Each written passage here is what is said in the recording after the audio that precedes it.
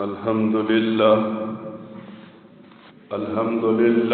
وكفى وسلام على عباده الذين اصطفى خصوصا على سيد الرسل وخاتم الأنبياء أما بعد فأعوذ بالله من الشيطان الرجيم بسم الله الرحمن الرحيم قال الله تبارك وتعالى في كلامه المجيد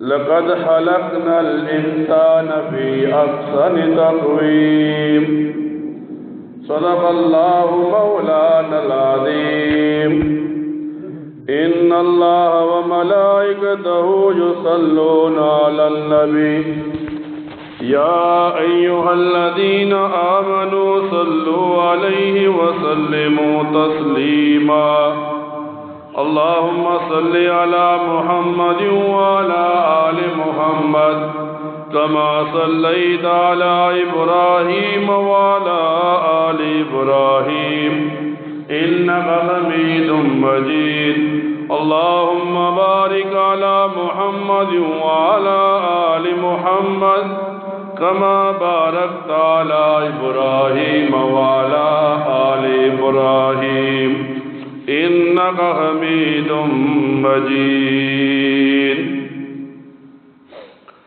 قرآن کریم کی ایک آیت مبارکہ کا ایک حصہ تلاوت کیا۔ اللہ رب العزت اس حصہ مبارکہ کے اندر ارشاد فرماتے ہیں بے شک ہم نے انسان کو بہترین طریقے سے پیدا کیا، بہترین شکل میں پیدا کیا۔ اب جب ایک مسلمان ایک انسان اس دنیا میں آیا اور انسان کو دیکھنے لگا تو اس نتیجے پر پہنچا کہ انسان ایک عجوبہ سا ہے دنیا کے اندر۔ جیسے لوگوں کو بعض چیزیں تعجب میں ڈال دیتی ہیں، انسان بھی ایک عجوبہ نظر آتا ہے۔ جب ایک انسان کسی دوسرے انسان کے کرتوت اور برائیاں دیکھتا ہے تو وہ سمجھنے لگتا ہے کہ یہ شیطان ہے۔ جب ایک آدمی کسی انسان کے کمالات اور اچھائیاں دیکھتا ہے تو وہ اسے بھگوان اور خدا سمجھنے لگتا ہے۔ جب ایک آدمی کسی انسان کی برائیاں دیکھتا ہے تو وہ یوں سمجھتا ہے یہ شر کا ایک مجسمہ ہے، جہاں جاتا ہے شر پھیلانا شروع کر دیتا ہے۔ جب ایک آدمی کسی انسان کی بلائیوں کو دیکھتا ہے تو وہ اس نتیجے پر پہنچ جاتا ہے کہ یہ خیر کا ایک پتلا ہے، جہاں جاتا ہے خیر کی بات کرتا ہے، خیر کے کام کرنے کی کوشش کرتا ہے۔ جب ایک آدمی انسان کے کارناموں کو دیکھتا ہے تو وہ اسے جہان میں سب سے زیادہ قوی سمجھنے لگتا ہے، اور جب ایک آدمی انسان کی ضعیفی کو دیکھتا ہے، کبھی وہ میت بنا پڑا ہے، کبھی وہ قبر میں مردہ بنا پڑا ہے، کبھی وہ امام کے سامنے جنازے کے لیے پڑا ہے، تو اس نتیجے پر پہنچ جاتا ہے کہ انسان سب سے زیادہ ضعیف ہے۔ اب اللہ تعالیٰ نے انسان کو بہترین صورت میں پیدا کیا، بہترین سیرت میں پیدا کیا، بہترین بنانے کے لیے پیدا کیا۔ اب یہ انسان پر ہے کہ وہ خیر کا مجسمہ بنے، انسان کے لیے ہے کہ وہ شر کا مجسمہ بنے۔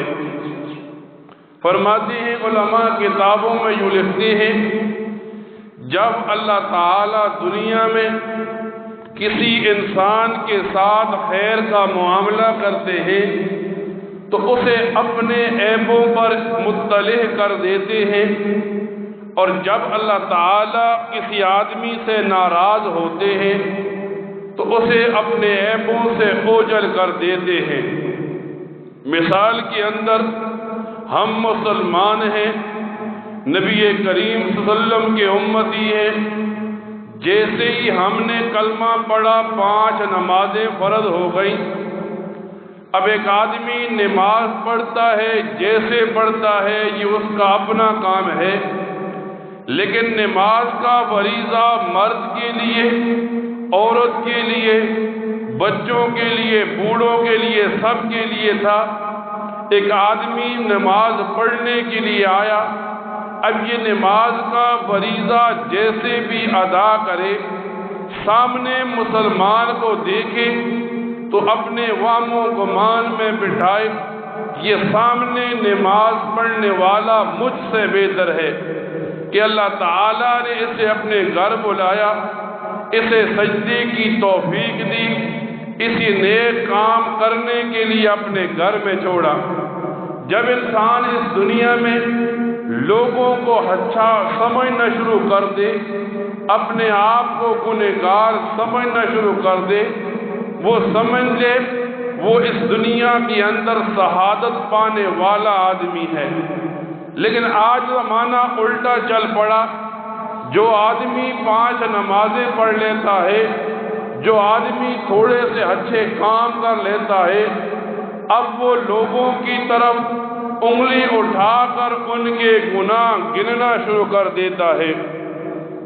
جب آدمی اپنے عیبوں پر مطلع نہیں ہوتا تو علماء نے کتابوں میں مثال لکھی، فرماتے ہیں ایک آدمی کو بیماری ہو اور وہ اپنی بیماری کو چھوڑ دے اور مریضوں کی طرف لگ جائے، فلاں مریض کو یہ بیماری، فلاں مریض کو یہ بیماری، تو اس کی یہ بیماری اس کی جان لے جاتی ہے۔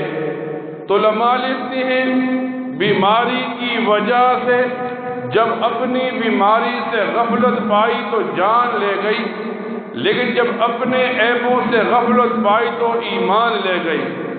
اب جان چلی بھی جائے تو انسان کو غم نہیں ہونا چاہیے، لیکن جب ایمان چلا جاتا ہے تو ساری کوششیں آدمی ایمان بچانے کے لیے کرتا ہے۔ قاضی ثناء اللہ صاحب فرماتے ہیں اس دور کے اندر یا کسی دور کے اندر 2 مسلمان آپس میں باتیں کر رہے تھے، ایک مسلمان نے دوسرے مسلمان کے سامنے یہ بات رکھی، یہ شریعت کا مسئلہ ہے، شریعت اس طرح کہتی ہے، سامنے والا کہتا ہے شریعت کو کنارے پر رکھ، شریعت کو ایک سائیڈ پر رکھ، میں تو اپنی مرضی کروں گا۔ قاضی صاحب فرماتے ہیں جیسے ہی کسی نے کہا شریعت کو ایک کنارے پر رکھ، وہ آدمی کافر ہو گیا۔ اب ایک آدمی مسلمان ہے، شادی شدہ ہے، بچے پیدا ہوئے، جب اس نے شریعت کے مسئلے کو رد کیا، جیسے ہی کفر کا اعلان ہوا، بیوی اس سے جدا ہو گئی، اب یہ دونوں ایک گھر میں رہتے ہیں تو حرام رہتے ہیں۔ مثال کے طور پر آپ دیکھیں ہم ہزاروں مسئلوں میں شریعت کو چھوڑ دیتے ہیں۔ ابھی کچھ زمانہ پہلے جب قربانی کے دن تھے، قربانی کے دنوں میں شریعت کا مسئلہ یہ تھا 6-7 آدمی ایک گائے میں شریک ہو گئے۔ اب جب وہ اپنے حصے لے رہے ہیں، شریعت کا اصول اور مسئلہ یہ ہے اپنے حصوں کو تقسیم کرنے والے جب تقسیم کرنا چاہتے ہیں تو وہ تول کر کریں۔ ایک آدمی نے مسئلہ سنا، مسئلے کو سمجھا، جب یہ معاملہ پیش آیا تو ایک آدمی اسے کہنے لگا شریعت کا مسئلہ یہ ہے ہم قربانی کے اس جانور میں اکٹھے ہیں اور اصول یہ ہونا چاہیے گوشت کو تول کر تقسیم کرنا چاہیے۔ تو وہ آدمی کیا کہتا ہے سامنے سے، چھوڑو شریعت کا مسئلہ ہے، چھوڑو مولویوں کا مسئلہ ہے، جیسے ہی اس نے یہ بات کہی وہ آدمی کفر میں چلا گیا۔ اب یہ آدمی اس حالت میں ہے جس گھر میں ہے بیوی سے جدائی آئے گی، شریعت کا مسئلہ یہ ہے یہ پھر توبہ کرے گا، اس کی توبہ قبول ہوگی۔ آج کل ایک مسئلہ ہمارے درمیان چلتا ہے، جب مسجد کے اندر لوگ نماز کے لیے آتے ہیں، اب نماز پڑھنے کے لیے لوگ کیوں آتے ہیں؟ تاکہ وہ اپنے رب کو خوش کرنا چاہیں۔ ایک آدمی مسجد میں آیا، پہلی صف میں بیٹھ گیا، اذان کا وقت ہوا، اذان دے دی۔ نبی کریم صلی اللہ علیہ وسلم فرماتے ہیں اگر مسلمانوں کو پہلی صف میں بیٹھنے اور اذان دینے کا ثواب پتہ ہو جائے تو یہ آدمی آپس میں قرعہ اندازی کرے۔ اب ایک مسلمان مسجد میں آیا، وہ اذان دینا چاہتا ہے، وہ نماز پڑھانا چاہتا ہے، وہ امام کے پیچھے اقامت کہنا چاہتا ہے۔ اب اس آدمی کو دوسرا بتاتا ہے آپ اذان دینا چاہتے ہیں، شریعت کا مسئلہ یہ ہے آپ کی داڑھی ایک مٹھی کے برابر ہو۔ آپ نماز پڑھانا چاہتے ہیں، شریعت کا مسئلہ ہے آپ کی داڑھی ایک مٹھی کے برابر ہو۔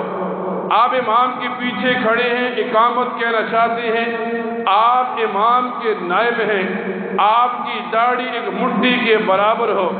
اب سامنے والا آدمی پیسے کی گھمنڈ میں ہے، سامنے والا آدمی خاندان کی گھمنڈ میں ہے، سامنے والا آدمی اولاد رشتہ داروں کی گھمنڈ میں ہے، اور وہ یوں کہتا ہے یہ ان مولویوں کا مسئلہ ہے، یہ کیسی شریعت ہے۔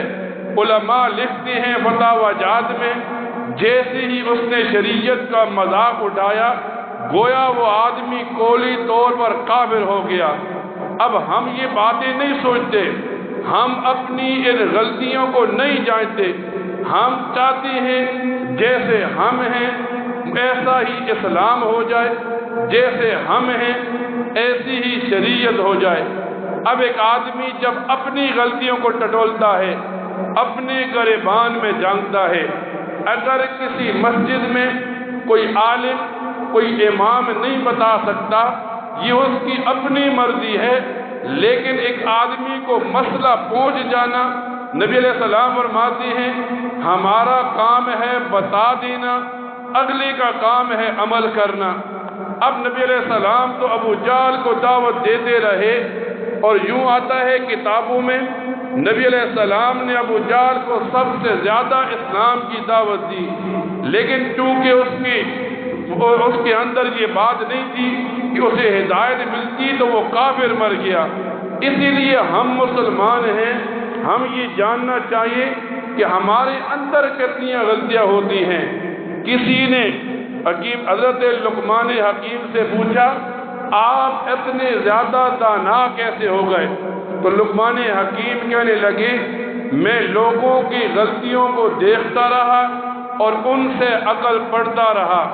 مثال کے طور پر وہ فرماتے ہیں میں جب جنازے میں جاتا، امام جنازہ پڑھا رہا ہوتا، میں ذہن میں سوچتا کل یہ میرا جنازہ ہوگا، میں نے یہاں سے عقل پکڑی، میرے ایک مسلمان کو قبر میں رکھ دیا گیا، میں سوچنے لگا کل یہاں پر مجھے دفن کیا جائے گا، منو مٹی کے نیچے دفن ہو جاؤں گا، اکیلا پڑا ہوں گا۔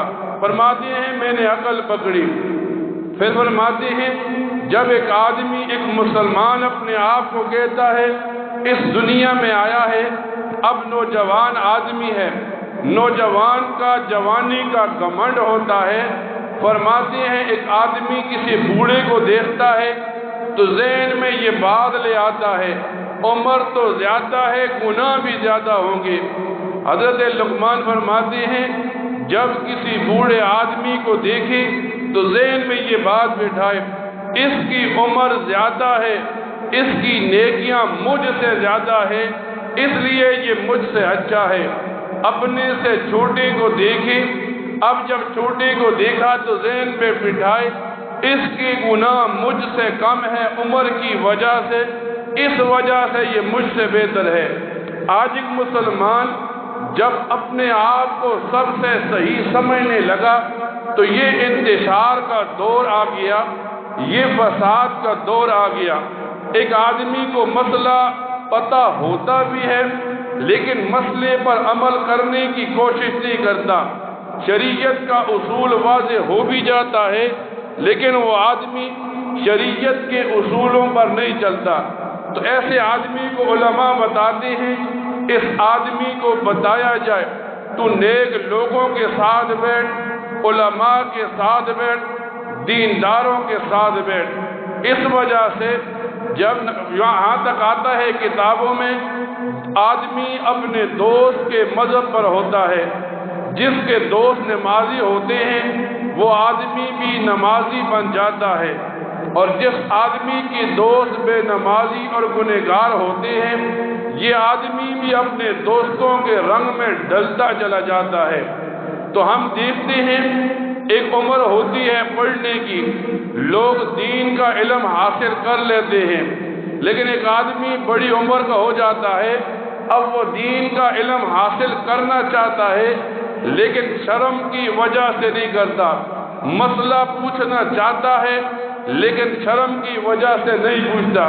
تو اللہ تعالیٰ نے مسلمانوں کے ساتھ ایسا احسان کا معاملہ کیا، تبلیغی جماعت کو کھڑا کیا، بچہ بھی جماعت میں جا سکتا ہے، بوڑھا بھی جا سکتا ہے، اپنے مسائل کو، اپنی نمازوں کو، اپنی زندگی کے اوقات کو دین میں ڈال سکتا ہے۔ اب ایک آدمی جب دین کے ساتھ چلنا چاہتا ہے، اب جب لاہور کے اندر تبلیغ کا اجتماع ہے، اب لوگ وہاں جاتے ہیں، ہر آدمی کا اپنا ذہن ہوتا ہے، ایک آدمی کوشش کرے صرف اس وجہ سے جتنا بڑا مجمع ہوتا ہے، جتنے زیادہ لوگ ہوتے ہیں، جب آدمی ہاتھ اٹھاتا ہے دعاؤں کے لیے، ایک ایسا آدمی ہو جو اللہ والا ہو تو بکیوں کی حاجات اللہ پوری کر دیتا ہے۔ تو ایک آدمی اگر اس عمر میں پہنچ گیا کہ اب وہ دین کا علم حاصل نہیں بھی کر سکتا، کم از کم ان لوگوں کے ساتھ چلنے کی کوشش کرے۔ یہی آدمی جب دین کے ساتھ اس عمر میں جائے گا تو گویا اس کا نجات کا ایک راستہ کھل جائے گا۔ اللہ تعالیٰ سے دعا کیا کرے اللہ تعالیٰ ان مسائل کو سننے کے بعد ان پر عمل کرنے کی توفیق عطا فرمائے۔ وآخر دعوانا ان الحمد للہ رب العالمین۔